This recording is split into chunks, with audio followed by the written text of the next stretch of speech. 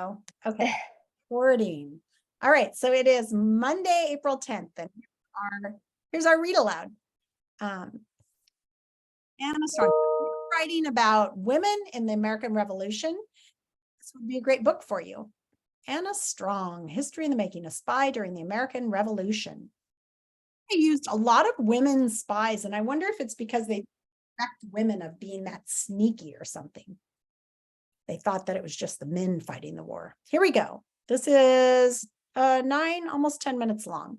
Welcome back to History. I'm Lindsay Crawford, the Public Programs Coordinator at the James Monroe Museum. I'm looking forward to reading with you today. Today we're reading Anna Strong, A Spy During the American Revolution. Anna Strong, A Spy During the American Revolution, written by Sarah Glenn Marsh, illustrated by Sarah Green. General George Washington was worried about America. He had led the Continental Army to victory in Boston over 2 years ago, but he had lost several battles since. Many of his men were hungry, injured, or sick. The future looked dark for his young country. One cold night in early 1778, as General Washington huddled in his tent, he wondered how he could turn the war around. Without knowing the British Army's every move, America would surely lose its fight for freedom. As the general's eyelids grew heavy, the answer came to him. America needed spies. George asked his friend Major Benjamin Talmadge to form and oversee a new group of spies called the Culper Ring. George Washington had taken a name from Culpeper, Virginia, a place he had worked as a boy. Major Talmadge devised a special code so spies could pass messages that the British could not read. But even with the code and brave men fighting for the country behind the scenes, America wasn't close to winning the war. The spies who infiltrated British officers' meetings to learn valuable information were sometimes caught, and every arrest hurt America's chance for victory. It was time to get help from someone new, someone different. Major Talmadge knew just who. A woman. Anna lived in Setauket on Long Island, near the British headquarters in New York City. It would be a great place for spying. Her relatives were loyalists, supporters of the British, which meant no one would suspect Anna of helping America. Anna was well placed to be a successful spy. She was at ease around other people and attended British society parties in New York City, all while dreaming of the day when America, the land she loved and grew up in, would be free. Anna was the last person anyone would dare accuse of being a spy, and when Major Talmadge asked her to become one for her beloved country, she agreed. Anna's husband Salah, an American soldier, also became a spy. It was a dangerous job for them, both that could end in capture, prison, and even death. But Anna wasn't afraid. She compared it to when she was a girl listening outside her mother's parlor for the latest gossip, only far more important. Anna was proud to be part of this courageous group of patriots, especially since she was the only woman among them. She hoped that would change in time. Major Talmadge warned Anna that the British might shoot a spy on sight, even one in petticoats. 2 years earlier, a spy named Nathan Hale had been hanged without trial for being an American spy, and the risks were just as high now. One of her first missions was to occupy her neighbor and fellow spy, Abram Woodhull, to New York City to gather information on the British Army. Anna pretended to be Abraham's wife, and they made up a story about visiting relatives in the city, which wasn't totally false. Anna's brothers lived in Manhattan, and since they were loyalists, she hoped to learn information about the British from them. She also bought cloth and dry goods, making it seem like she was really there to enjoy the city. Enemy soldiers might have suspected Abram and detained him for the questioning if he was on his own, but with charming Anna by his side, they made it safely to New York City and back. Anna kept her spy activities well hidden, and the other spies took care to keep her work for Culper Ring a secret too. Once, a spy named Cable Brewster was waiting in Anna's garden to have a private meeting with another spy. While waiting, a British officer passed by Caleb's hiding spot. Caleb could have captured or killed the soldier, but he didn't want to draw suspicion to Anna. She would have been questioned by the British authorities about the incident since Caleb was in her garden. the incident passed without anyone being discovered. Anna's husband, Salah, wasn't as lucky. Shortly after they started spying, he was arrested for covertly sending messages to the enemy. British soldiers locked him up on a prison ship named Jersey, and a fellow spy hurried to bring word to Anna. Other spies told her that living conditions on the Persian ship were horrible. It was overrun with rats and there was little to eat. She would have to act quickly to save Salah's life. Anna couldn't risk revealing herself as a spy, not with her children depending on her, but she also couldn't abandon Salah. She kept making trips to New York City with Abraham, hoping to learn more about the British Army's plans, and on every visit she saw the prison ship bobbing in the harbor. She knew Salah was there, miserable and waiting for her, counting on her help. Anna also continued helping the other spies pass on messages, often written in invisible ink and in Major Tallman's special code, on a long route across the waters of the Long Island Sound. All the while, she was thinking of ways to get on the heavily guarded prison ship. She couldn't swim there, and she was too small to wear a British soldier's uniform. Suddenly, she had an idea. A simple one. She would bribe her way on board. And the bribe worked. The British soldiers let her on board the Jersey to visit Salah. The meals she brought him on her trips to the city kept him alive until she convinced her loyalist relatives to have him and their children move to a safe house in Connecticut, far from British eyes. One day, British officers came knocking at her door, demanding that Anna let her occupy her family's beautiful manor home as new headquarters. Anna gathered up her favorite belongings. She wouldn't go far, not when she could spy on the British right from her family's land. While the soldiers had their backs turned, she hid her silver and moved into a small cottage. From there, she would make sure the enemies didn't ruin the home her ancestors worked so hard to build. More important, she could eavesdrop and learn what the soldiers were planning. She'd just have to be very careful. Major Talmadge gave Anna the responsibility to signal another spy when there was a message ready to be passed.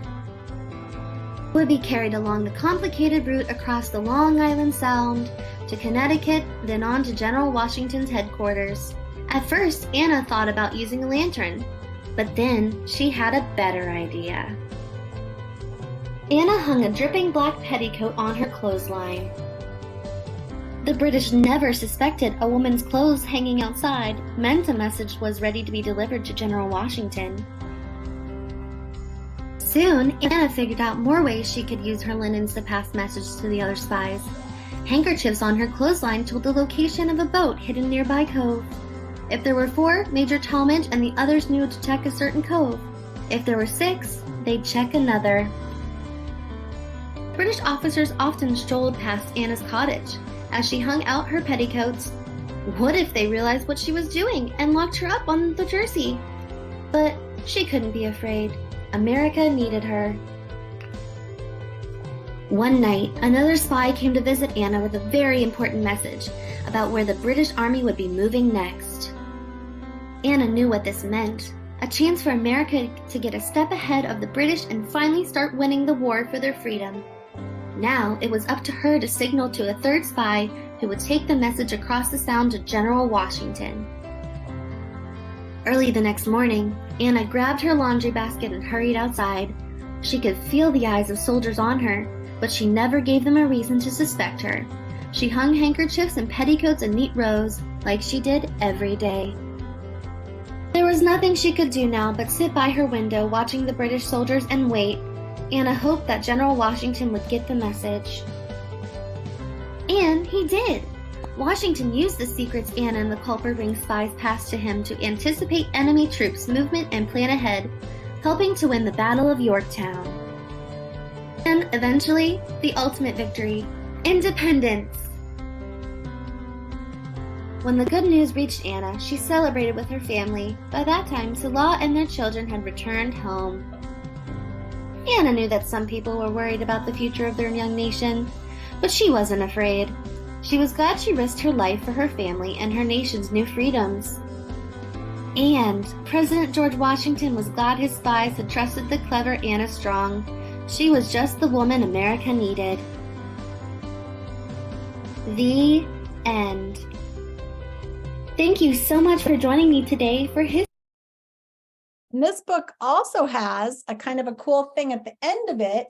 It has the Culpeper Code. So this is this book, Anna Strong. And at the end, it has the code with all the numbers and what they meant. And it also has a recipe for invisible ink, which they said they used a lot. So if you mix water and baking soda, and then you use like a cotton swab or a, Q-tip, you can write with it on paper. And then when it dries, you can't see anything. And then once you take the paper, once it's dry and you put some juice on it, like a dark colored grape juice or something, then the message will come out. So you can try some invisible writing, some invisible ink, kind of fun. And you can write your own secret message. Now for me, that book was really good because this has to do with my writing topic. So I'm going to use part of this book, this Anna Strong book, as my writing topic. I'm going to share my screen again and go to today's writing. So for today, oops, again, I forgot to stop it and escape. There we go. So for today's writing, if you go to our calendar, you'll see that it says on this day, Monday, April 10th, that for writing today, you want to balance your research notes, page 7, and have 4 to 6 facts about each subtopic. So this is 1003, page 7. This is today's lesson, which we haven't really taken too much of a look at today. We looked at it a little bit. So you can get to 1003 right up here. The lesson's right here. Click on it there and go to page 7. And you'll see it says, think about it. Look at the topics you brainstormed. Choose a color or symbol for each topic and put that beside it to see how much you have about each topic. Ask yourself these questions. How many notes do I have for each topic? Do I have 4 to 6 facts, enough to write a paragraph for each subtopic? If not, I'm going to look at my notes and see what I need to get more notes on. So today's another research day to make sure we have 4 to 6 topics for our essay. So here is an organizer you can use to organize it. And I'm just going to go to my Google Doc that I've been writing on. So here is my prompt, famous leader, and I'm doing Agent 355, which they actually think that Anna Strong could have been Agent 355. So I'm doing a famous person. Here are my subtopics. Who was she? I colored that one blue, so everything I find out on that is going to be blue. I'm going to take why was she important to the Revolutionary War and color it red, and everything on that topic is going to be red. So why was she important? I don't think I have too much. Oh, here we go. What did she do for the revolution? That's red. So that's why was she important to the revolution.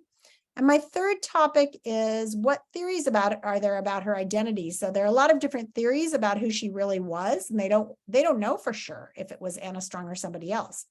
That one I'm going to copy and paste down here because I don't think that I actually have any information on that yet.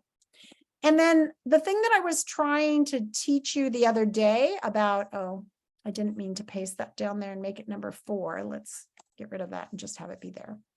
Okay.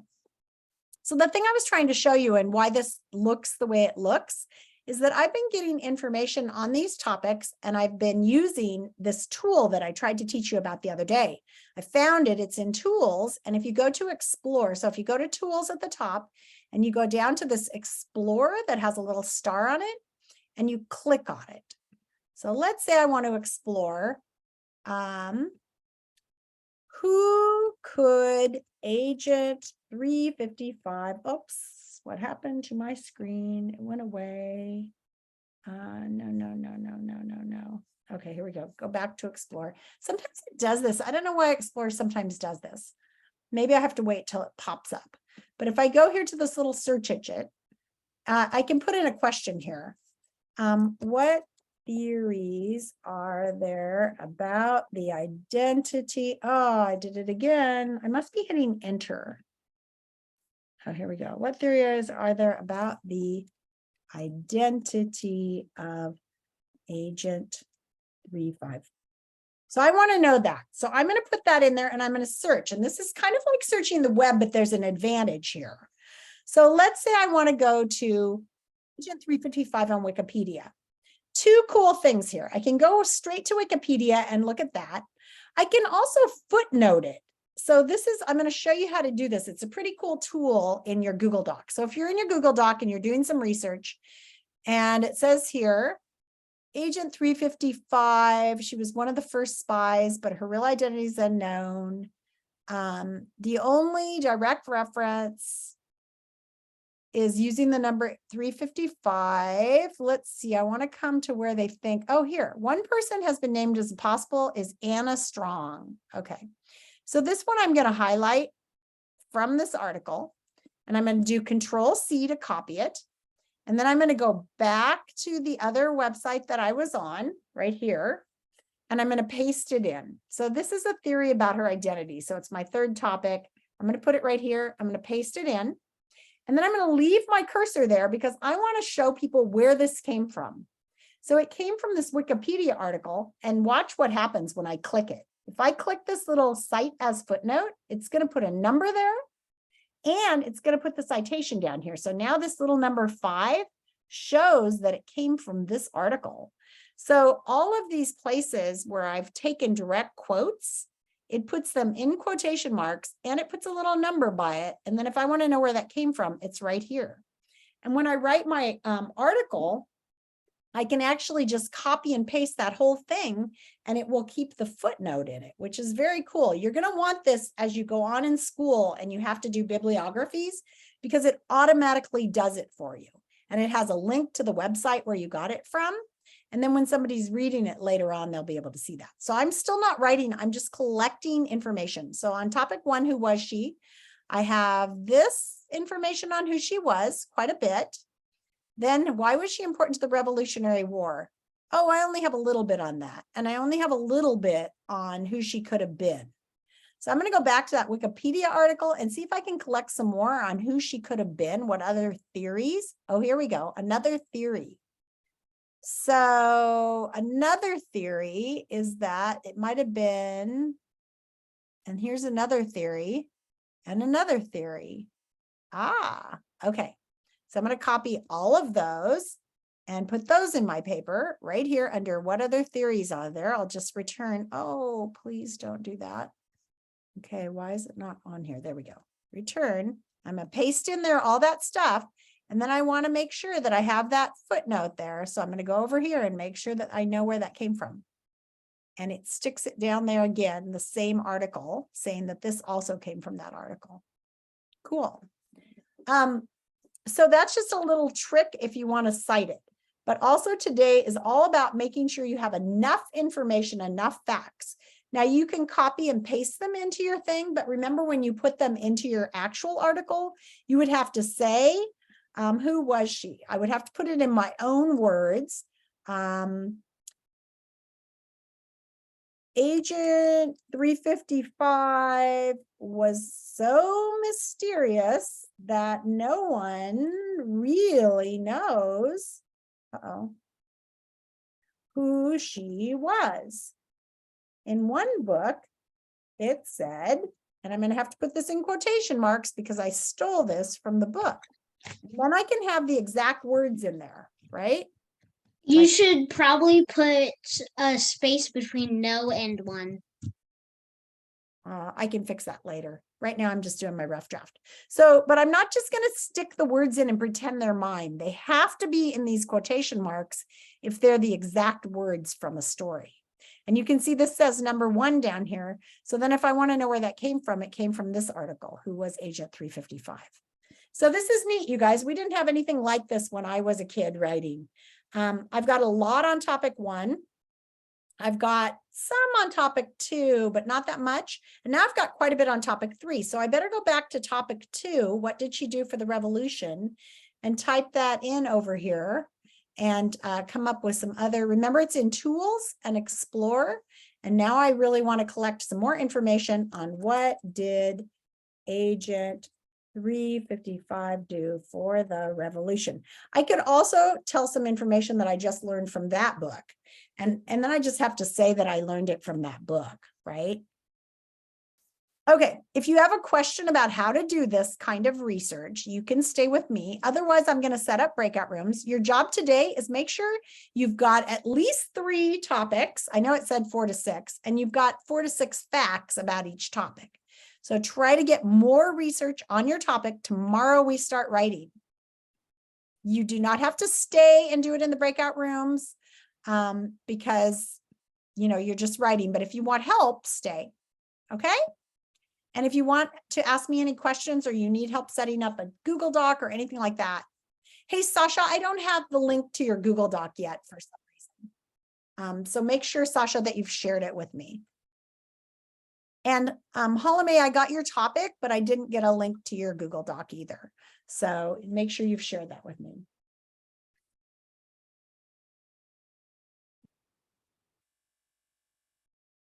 Okay.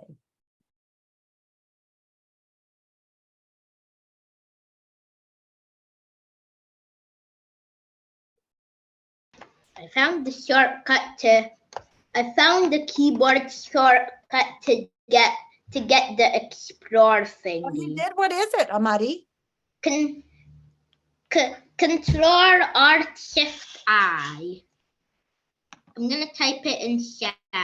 Okay, I'm going to write it down because it used to be on the screen and they took it off. So I don't know why, but they did. They took it off.